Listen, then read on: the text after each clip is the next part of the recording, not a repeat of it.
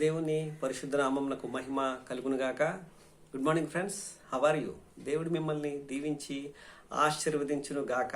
ఈ ఉదయకాలాన దేవుని మాట యెషయా గ్రంథం 7వ అధ్యాయం 1వ వచనం మనం చూసినట్లయితే, అక్కడ యోధా రాజైన ఉజియా మనవడును యోతాము కుమారుడునైన ఆహాజు, అనగా యోధా రాజైన ఆహాజు దినములలో సిరియా రాజైన రెజునును ఇశ్రాయేలు రాజును రెమల్యా కుమారుడైన పెకహును యుద్ధం చేయవలనని యెరూషలేము మీదకి వచ్చిరి గాని అది వారి వల్ల కాకపోయెను.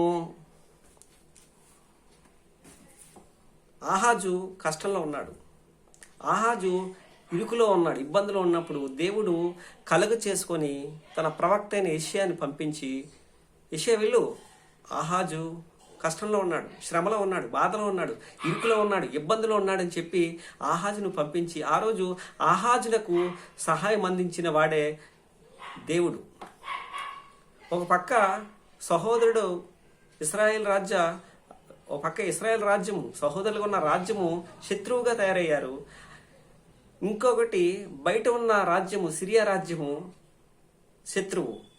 వీరు శత్రువులుగా, వారు శత్రువులుగా, శత్రువులు కలిపి ఇప్పుడు ఎవరి మీదకి యుద్ధానికి వస్తున్నారంటే ఆహాజు మీదకి యుద్ధానికి వస్తున్నారు. ఒక పక్క ఏమో పెకహు, ఇంకొక పక్క రెజీనును ఇద్దరు కలుసుకొని యోధా రాజ్యం మీదకి దండెత్తి వస్తున్నారు. అప్పుడు యోధా రాజ్యము గాలికి కదిలే రేలు వరే వారి హృదయాలన్నీ కూడా కదిలించబడ్డాయి. భయకంపానికి గురి అయిపోయిన సందర్భంలో, భయభీతుల్లో ఉన్నప్పుడు, ఎక్కడి నుంచి సహాయం రాని స్థితిలో ఉన్నప్పుడు దేవుడు కలుగ చేసుకొని నేనున్నాను వారి అని చెప్పి వారికి అభయాన్ని ఇచ్చాడు. అంతే కదండి, మనం కష్టంలో ఉన్నప్పుడు, శ్రమలో ఉన్నప్పుడు, ఇరుకులో ఉన్నప్పుడు, ఇబ్బందిలో ఉన్నప్పుడు, ఆదరణ లేనప్పుడు, మనకి ఎక్కడి నుంచి సహాయం రానప్పుడు ప్రభువా దేవుడా సహాయం దయచేయి, ప్రభువా కనికరించు అని చెప్పి మనం అడుగుతాం. ఎప్పుడైనా చూడండి, ఎగ్జామ్కి వెళ్ళినప్పుడు ఎక్కడ లేని భక్తి, ఈ 365 రోజుల్లో ఎక్కడా లేని భక్తి, ఆ రోజు ఎగ్జామ్కి వెళ్ళే ముందు మాత్రం ఎక్కడ లేని భక్తి. ఎందుకంటే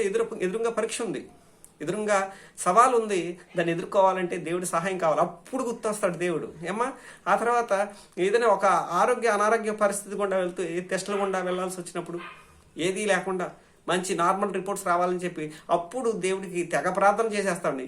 ఈ రోజుల్లో, గత సంవత్సరాల్లో కావచ్చు, గడిచిన దినాల్లో కూడా దేవుడిని ఎప్పుడు కూడా పొరపాటున తలిచే పరిస్థితి లేదు, ఉండదు కూడా. ఇప్పుడు ఈ టెస్టులు కూడా నార్మల్గా వచ్చేస్తే మళ్ళీ దేవుడి మొహం చూడరు. అలాంటి గనులు ఉన్నారు. ఆ రోజు ఆహాబుకి దేవుడు ఏం చేశాడంటే, ఆహాజుకు దేవుడు మేలు చేశాడు. ఆహాజు కష్ట పరిస్థితుల్లో, క్లిష్ట పరిస్థితుల్లో ఉన్నప్పుడు తన ప్రవక్తని యెషయాను పంపించి, ధైర్యంగా ఉండు, నేను నీకు సహాయం చేస్తాను, వారిని జోలికి రారు, వారిని నిన్ను జయించలేరని చెప్పి యెషయా ద్వారా ఆహాజుకు దేవుడు వాగ్దానం చేస్తే, ఆహాజు ఏం చేశాడంటే ఆ తర్వాత యెహోవా మీదే తిరుగుబాటు చేసి యెహోవాకి ద్రోహం చేశాడు. అంతే కదండి, మేలు చేసిన వాడి మీదకే కీడు చేయటం మనిషి యొక్క స్వాభావిక నైజం. అక్కడ ఉన్నటువంటి 2వ దినవృత్తాంతాల గ్రంథం 29వ అధ్యాయము 5వ వచనం చూస్తే, ఆహాజు ఏం చేశాడంటే యెహోవా మందిర తలుపులు మూసివేసి దీపాలని ఆర్పేశాడంటండి. అంటే మందిరాన్ని క్లోజ్ చేసి పాడేశాడు. దేవుని మందిరంలో ఏ పనులు, ఏ సేవ ఏది జరగకుండా యెహోవా మందిర తలుపులను మూసివేసి దీపాలను ఆర్పేసి సేవ జరగకుండా ఆపేశాడు. ఎవరు అంటే ఆహాజే. తన కుమారుడు హిజ్కియా అలాంటి వాడు కాదు.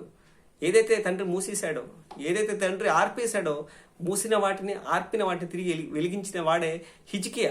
ఏంటంటే ఆహాజుకు దేవుడు తెలియజేస్తుందంటే ఏంటి?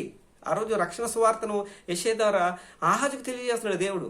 ఏంటంటే కన్యక గర్భవతి కుమారుని కనును, ఆయనకి ఇమ్మానుయేలు అని పేరు పెట్టిండ్రు. ఇమ్మానుయేలు అనగా భాషాంతరమున దేవుడు మనకు తోడై ఉన్నాడు. దేవుడు ఆ కన్యక గర్భవతి యేసుక్రీస్తుని కంటే ఆ యేసుక్రీస్తు నీకు నాకు తోడుగా ఉండి నీ సంకటములు, నా సంకటములు, నీ సమస్యలు, నా సమస్యలు తీర్చడానికి సిద్ధంగా ఉన్నాడు. ఆయన తన ప్రాణాన్నే పెట్టడానికి సిద్ధంగా ఉన్నాడు కనుక నువ్వు ఆయన ప్రేమించవా? ఆయన్ని క్షమించమని అడగవా? నువ్వు క్షమించని అడిగితే ఆయన సిద్ధంగా ఉన్నాడు క్షమించడానికి. ఆ రోజు యెషయా భక్తుడు ప్రవక్త ఆహాజుకి తెలియజేస్తున్నాడు. కన్యక గర్భవతి అయి కుమారుని కంటది, ఆయనే యేసుక్రీస్తు నందు విశ్వాసం ఉంచి ప్రతి వాడు కూడా రక్షించబడి నిత్య జీవాన్ని పొందుతాడని చెప్పి ఈరోజు ఆయన సేవకుడైన ఆనంద్ కుమార్ చెప్తున్నాడు. యేసుక్రీస్తు నందు విశ్వాసం ఉంచండి అమ్మా, యేసుక్రీస్తు నందు నమ్మిక ఉంచి ఆయన మార్గంలో నడిస్తే మీరు రక్షించబడతారు, అప్పుడు మీరు స్థిరపరచబడతారు. లేని ఎడల మీరు స్థిరపరచబడరు. అంటే మాకు ఉన్నాయండి, అన్నీ ఉండొచ్చు, కానీ అన్నీ ఉన్నా ఆయన లేకపోతే అంతా గుండు సున్నా. యేసుక్రీస్తు లేని జీవితం సున్నా నా దృష్టిలో. యేసుక్రీస్తు ఏమీ లేకపోయినా యేసుక్రీస్తు ఉంటే నీకు అన్నీ ఉన్నట్టే.